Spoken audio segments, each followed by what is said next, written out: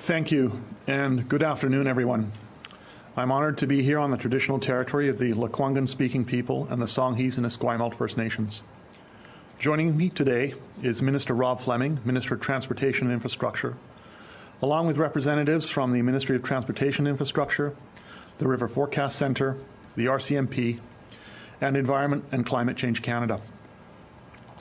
Following the announcement by the RCMP today, I would first like to extend my condolences to the family of the person who lost their life on Highway 99.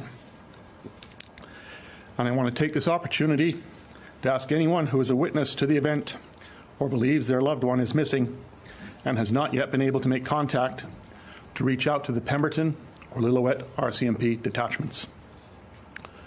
Today, we're providing an update on our response to the significant flooding and mudslides we're seeing across the southern half of the province. This has been an extreme weather event. And while the River Forecast Centre has issued 16 advisories since Saturday, and travelling warnings were continually issued by Dry BC, weather specialists have noticed that the impacts have been significantly greater than expected. Emergency Management BC is supporting local governments as we work together to get through this unprecedented rainfall. There are over 20 reception centres open around BC, and several states of local emergency and evacuation alerts and orders have been declared.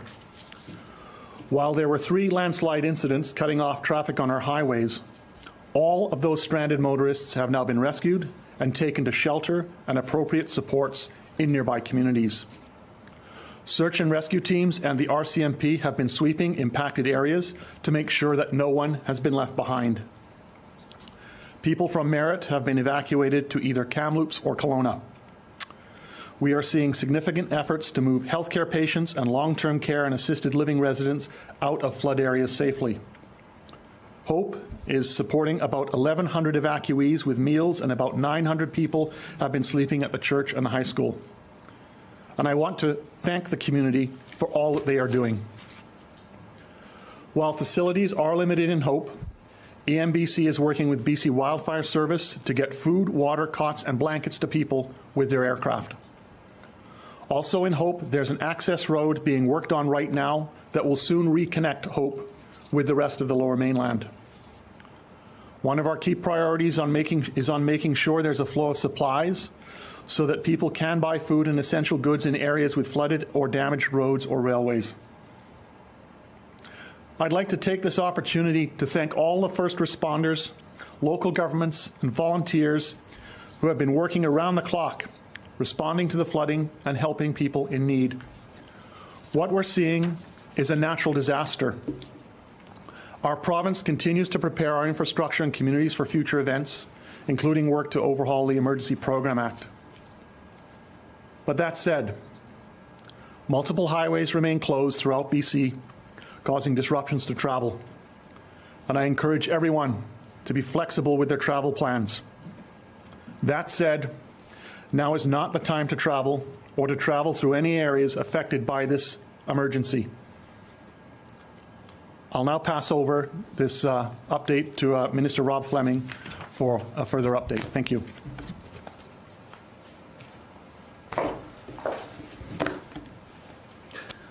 Thank you very much, Minister Farnworth, and good afternoon to everyone, and thank you for joining us. I'm grateful to be joining you from the territory of the Lekwungen-speaking people, the Songhees and Esquimalt nations. These have been an extraordinary, challenging few days in our province, and there will be many weeks of recovery working together ahead, and I would like to thank at this point all of those thousands of people who have stepped up in response to this unprecedented weather event. Hundreds and hundreds of people have worked long hours in dreadful conditions through the night to keep people safe. Members of the Canadian military, search and rescue volunteers, local government officials, fire departments and volunteers, and provincial staff, both from Emergency Management BC and the Ministry of Transportation and Infrastructure and our road maintenance contractors, and countless others.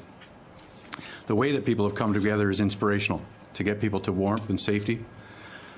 And with the cessation of the worst weather storm in a century past us, our staff now have an opportunity to see firsthand the impacts on our infrastructure. We've had people just this morning flying by helicopter along the various impacted highways and road networks Today on those road networks, we had geotechnical engineers looking at the impacts, looking at the sites, and ensuring that conditions are safe to begin the cleanup and to reopen our transportation arteries.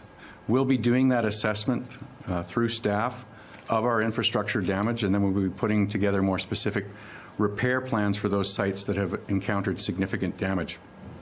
And that is our number one priority, is getting our roadways back up and in operation, and we will provide whatever resources are necessary to make that happen.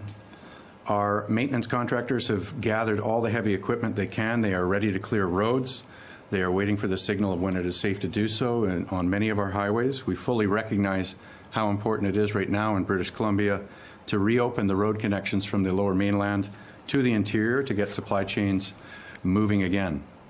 Staff across many ministries and agencies are prioritizing this in our planning. It is an unprecedented level of cooperation as well with federal and local governments. I want to praise the efforts that have helped Highway 7 west of Agassiz reopen today to emergency vehicles so that we're beginning to be able to get stranded passengers out of areas where they are sheltering.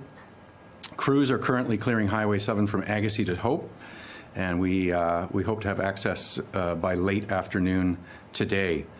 Another priority is regaining access to the interior through Highway 3, which looks to be the quickest route to reopen, and we will have updates to the public on those efforts as we have crews deployed and work is undertaken. Some of this will be confirmed in terms of timelines shortly. We will update people on what this route looks like and whether it can be reopened by the end of the weekend. We're also working with Transport Canada to reestablish supply chains for communities that currently are cut off. This will begin with the essential movement of goods and supplies in coordination with Transport Canada. Other routes will clearly take longer, including the Coquihalla and Highway 1 through the Fraser Canyon. Based on the images that people have seen, the infrastructure damage there is significant. Let me just say in closing that this is a challenging time, and we will get through this. Our government will do everything we can to get transportation links open as soon as possible and get people and goods moving. I want to say a word of appreciation for my counterpart, Minister Al Gabra, the Federal Minister of Transportation, for his offer of support from the federal government for all of the needs that British Columbians will encounter today, tomorrow, and in the days ahead. And I would thank all the emergency crew workers that have worked tirelessly day and night for many, many days now to keep people safe, and to all those people in the public who, out of caring and compassion, have also stepped up in a voluntary capacity to help their friends and neighbors in these difficult times. Thank you. Our next operational update comes from Janelle State, Ministry of Transportation and Infrastructure, South Coast. Good afternoon. So I'll start with an update in the Lower Mainland. So I'll start on Highway 1. In Highway 1, between sort of Hope and Popcom, we have 5 individual sites where we have debris accumulated and causing damage along the road. So our contractors are out there with equipment and starting to work on the material in those areas, but there is significant amount of material with widespread debris along the corridor. So as Minister Fleming said, more updates to come on the timing on the Highway 1 corridor in the Hope area. Continuing west on Highway 1 towards the Sumas area, we currently have a closure between McCallum and Yale as a result of Yale Road as a result of flooding.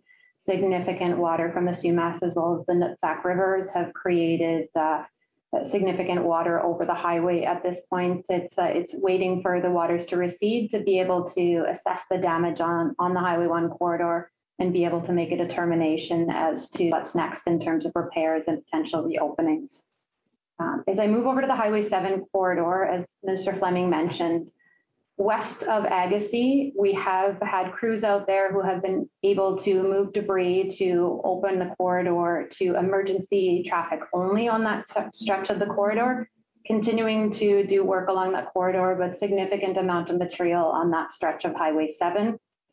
East of Agassiz, we also have a few sites of debris over top of Highway 7, some materials along there, but we're continuing to move along through that with the hopes of being able to restore that access to emergency traffic later this evening and into tomorrow. So efforts are ongoing by our contractor with many pieces of equipment available and actively working. As we move along to Highway 3, we currently have just completed flying the Highway 3 section in the Sunshine Valley and confirmed there's some segments of debris and material over the highway corridor. So our contractor has been now able to mobilize equipment to the west end of that site. And as we complete our geotechnical assessments, we'll be able to start moving the material on that corridor. And as we start moving it, we'll have a better understanding of our timelines for being able to look at access in the coming days of an update. Continuing further east along the Highway 3 corridor towards Princeton, east of Princeton, we still have flooding in that area. And once the water recedes, which it has been promisingly showing signs of, we'll be able to undertake an assessment and determine next steps around reopening that portion of the corridor. Highway 11 remains closed in the Lower Mainland, both north and south of Highway 1. South of Highway 1, extreme flooding, and north of Highway 1, we have some significant warping of the road as a result of the significant water that we've seen through that area.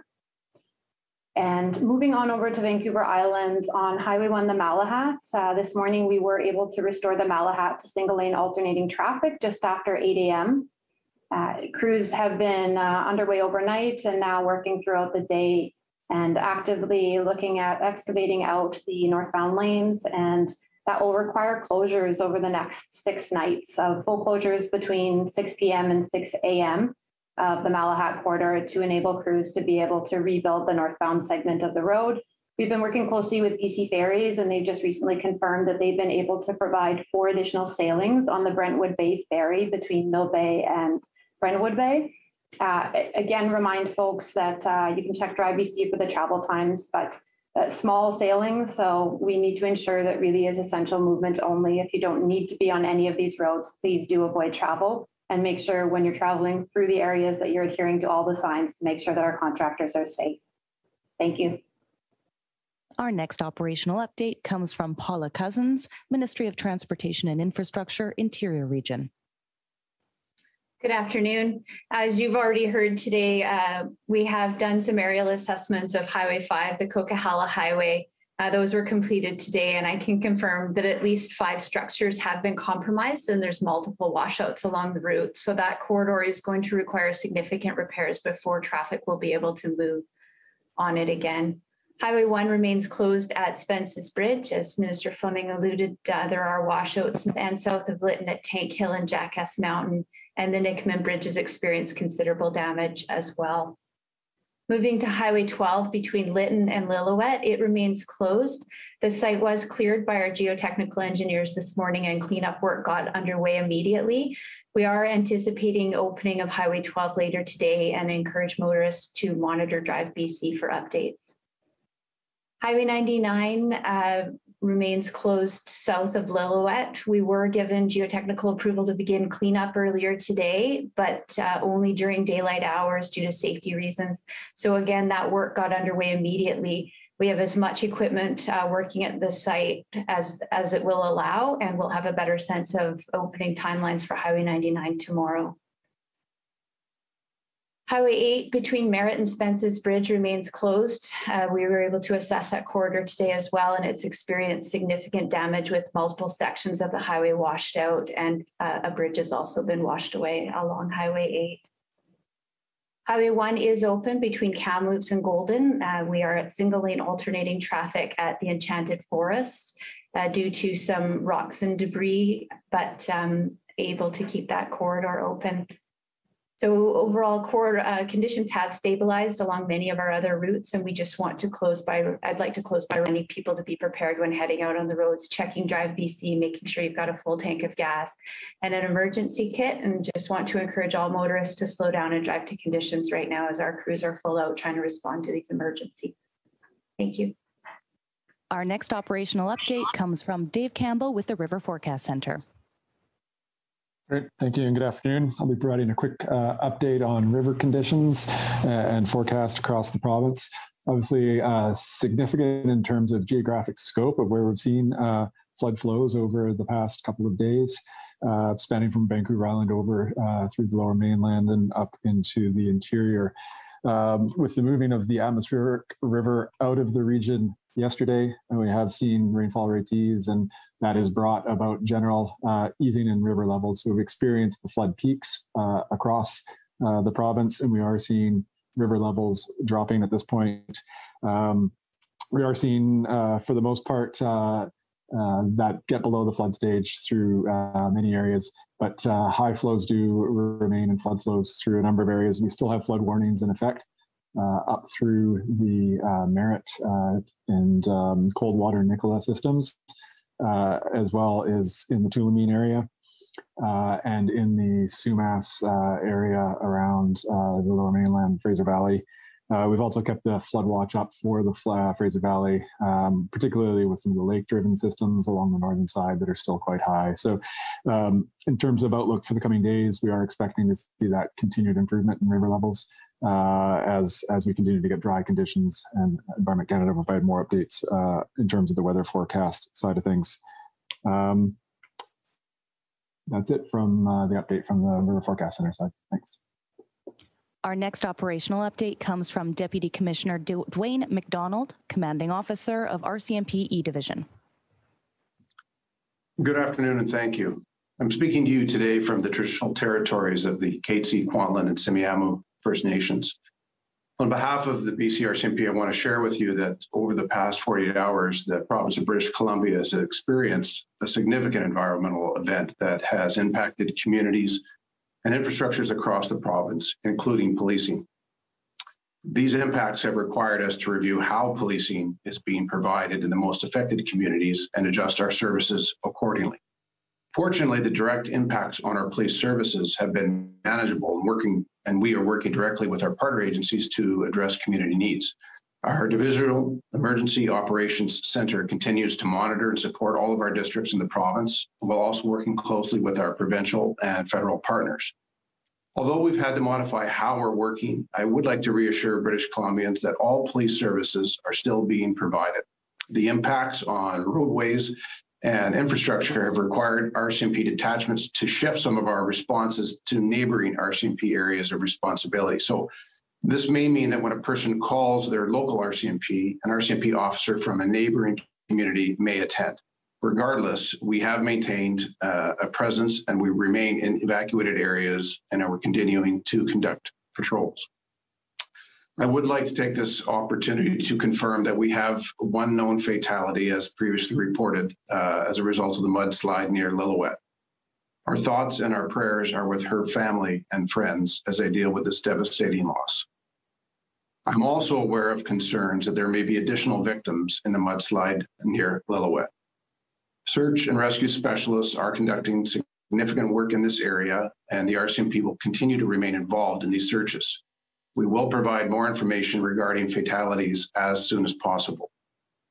If people have family or friends that have not been heard from, who may have been driving or live in the areas affected by these slides, I ask that they contact either the local RCMP detachment, or if the RCMP does not police their community, contact the nearest RCMP detachment.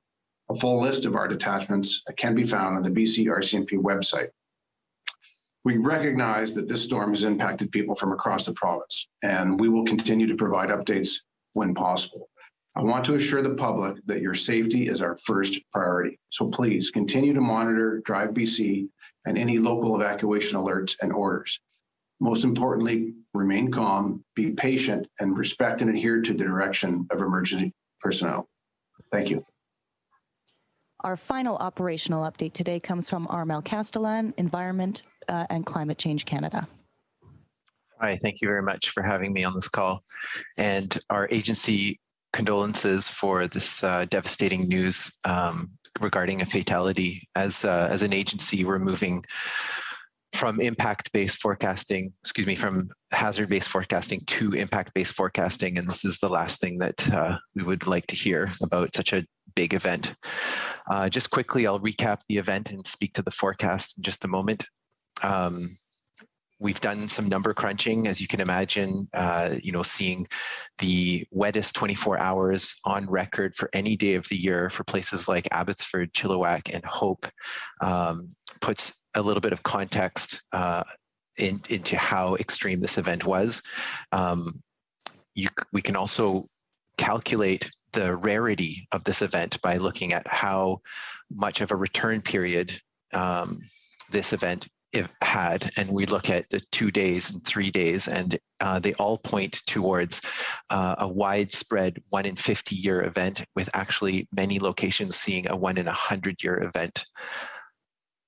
So that is putting into context how anomalous this event was. And what's also good to consider is what is consistent with climate change projections, how atmospheric rivers will become more potent and perhaps longer lasting than what we even saw this past weekend. So something to consider as we go forward in the next decades.